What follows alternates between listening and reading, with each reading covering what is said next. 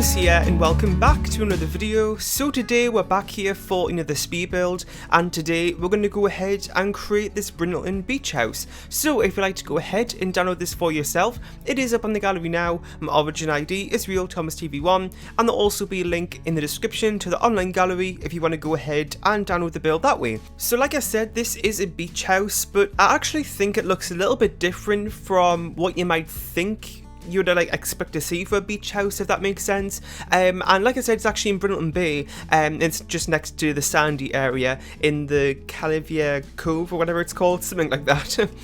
So it's actually more of like a modernized type of beach house, I would say. It's more like just like a functional home, I would suppose you guys could call it. I don't really know, to be honest. This kind of just came together really quickly.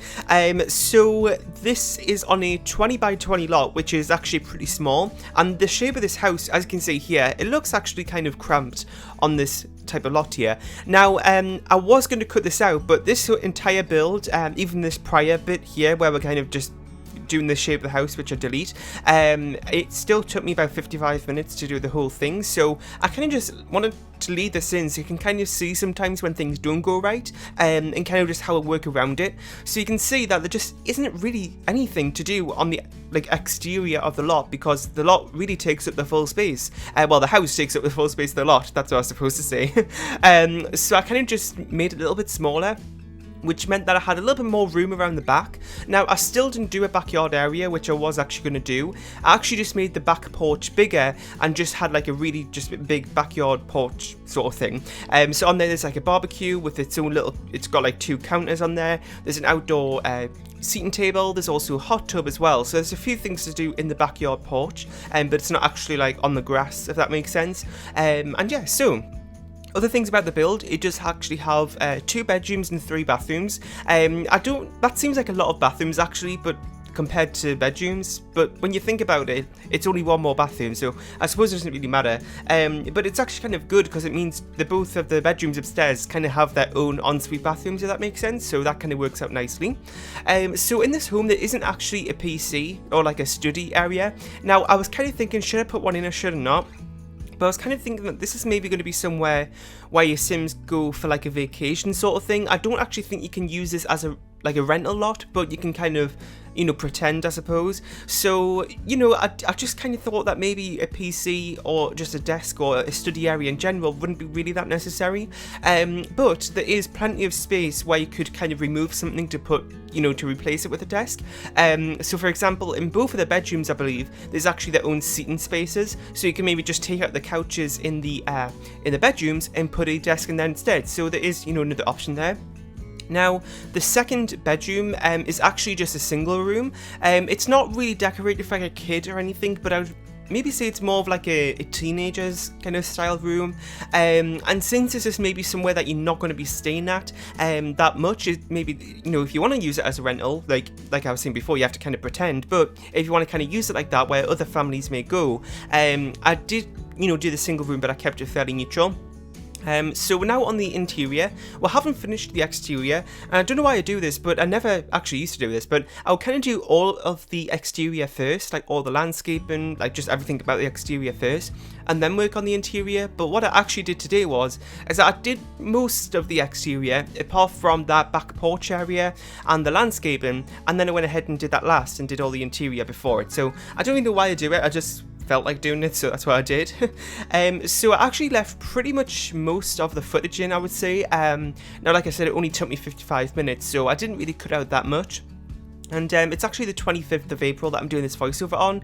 I think this is going up tomorrow on the 26th, which I kind of would have preferred to have the voiceover done before now, because I've mentioned this a few times, but I do like to be quite a bit ahead of my videos, like a good, 3 days ahead of my schedule, just so on the day of upload or the day before, I'm not too stressed about it.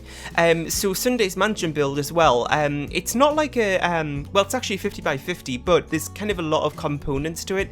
I don't really want to ruin it, and also I don't want to say what it is either, because I have a feeling I'm not going to get it finished, just because it's a lot of little tedious bits to it, which are kind of taking a little bit of time. It's not like a mansion build, I would say. I'm uploading it on Sunday because it's like a mansion type of build, but it's got lots of different components to it. You may, if you've seen my past couple of mansion builds, well, maybe a little bit before that as well, you kind of, you know, might have a feeling about what that could be, but I'm just going to leave it until Sunday. So we're just working on one of the bedrooms now, and this is actually like it's sort of like a grandparent's home. It's kind of reminding me of, it's very sort of like old-fashioned in here, I would say. Now, you know, saying that, it does also have modern aspects to it, like I said at the beginning, but some of the furnishing around here and there kind of have, you know, an older aspect to it, which I actually do quite a lot of my homes in general, is I'll do, you know, more traditional and modern aspects to it. So, I was also about to say as well that I actually have a sore throat. Now, I don't know if you can actually hear it or not, because before I started doing this voiceover, like, it was just really, really hurting, and I thought, oh my god, I'm not going to manage to do this voiceover, and then I was panicking because this video is going to be up tomorrow, but I think I actually feel alright. Like, I can still feel it hurting, but I think my voice sounds the same, which I hope it does, because I know, like, doing voiceovers when you're sick isn't that nice, but I'm hoping it's going to go away, because it just came on all of a sudden today. Like, I woke up this morning, I went out and everything, I came back home, and then just randomly, I just started feeling like a little bit of a tickly throat sort of thing, like what normally happens when you start to get a sore throat. And I actually haven't been ill in a long, long time, so I'm hoping that it's not going to be too bad, because normally when that happens, it's like a really bad cold if you haven't had one in a while, so I'm hoping it's going to be okay, but I'll just have to wait and see. Just drinking lots of water, and also gargling salt water. This is like a tip that I'll give everybody when they ask about this. But gargling salt water, I always find is the best sort of remedy for a sore throat. I always find it takes it away like instantly. I normally do it before I go to bed, and then by the morning it's gone. So I always tend to do that because I feel like it's the best thing really.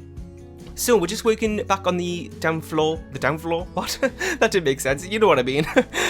In the living room here, it's actually a pretty spacious room, it's got plenty of seats in it, and I didn't really say before, but when we're working on that, well, have we worked on the second bedroom yet? I think we have. But at least in the first bedroom, the one I was talking about being a little bit more old-fashioned, as you would have saw, there was like a couch area there. So, you know, like I was saying before, if you want a desk and a PC or something, then feel free to replace that with that if that's a good spot to put it. Of course, you can put it somewhere else. So, we're just working on, yeah, no, I hadn't done the second bedroom yet. So this is the second one that I was on about before, how it's a single room, and it is actually pretty small. I could have probably fit a double bed in here, but I thought, you know what, I don't do single rooms that often, so it was just kind of something to switch it up. I'm kind of just putting a little bit of clutter in here.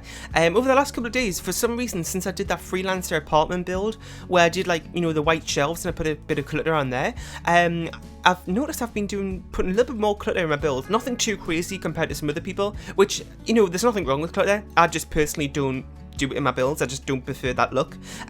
But, you know, since I've done that apartment, I've noticed I've been putting a little bit of clutter here and there. Nothing really that noticeable than what I normally do, but I've kind of just, you know, noticed here and there that, oh, I wouldn't normally put clutter there, but I've kind of just did it. So maybe I'm going back to clutter builds. I don't know if I will, but if you haven't been, well, you may know from a while ago, if you've been watching my videos for a while, is I always used to do a lot of clutter builds, and then all of a sudden I just kind of stopped doing it and went for more of like a minimalist look, and more of just like a cleaner, sort of ready to move in type of home.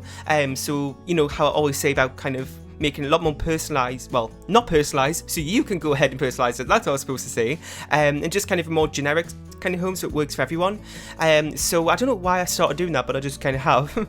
Anyway, so we're just working on the last part of the build here, which is the landscaping, and I also put a little bit of ivy in, which I noticed I haven't done the last couple of builds, so I went ahead and put it in today. Now, I don't know if it fits that right, like I'm looking back at it now and I'm still not sure about it, and I kind of had that same thought as I was placing it down, but I feel like sometimes there's a nice detail to the exterior to make it look a little bit more interesting, so that's what I try to do there. If you don't like the look of it, of course, feel free to take it out, but just doing a little bit of landscaping here, and that's pretty much it for today's speed build. So I really hope you enjoyed. In the comment section down below, let me know about what you thought of it. If you have any more suggestions for other speed builds or just anything on the channel you want to see next, that'd be really helpful to hear. Leave a like, share and subscribe if you haven't, and you can go ahead and download this from the gallery. My origin ID is RealThomasTV1, and I'll see you all next time. Bye!